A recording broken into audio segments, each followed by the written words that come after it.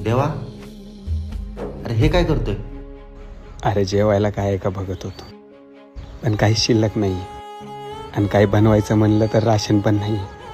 ओंक्या, ration भरावं लागणार मित्रा. भरू ना, त्यात काय एवढं? त्यात काही एवढं नाही. 2 दिवस माझा खर्च पण तुला सांभाळायचा आहे. माझा पगार व्हायला अजून 2 दिवस बाकी आहे. पटकन जाय, हातपाय धुवून ये. बाहेर जाऊन वडापाव बिडापाव खाऊन येऊ. देवा ऐक ना, आज पगार होणार होता रे, पण नाही झाला. लेट होणार रे म्हणते ते, आणि खिशात 1 रुपया पण नाही रे. अरे काय तोंड पाडतो, माझ्या अकाउंटला 50 रुपये. एक फोन करतो आणि मित्राकडून अजून 50 रुपयाचा जुगाड करतो. तोंड नको पाडू. थकला असशील, जाऊन हातपाय धुवून घे.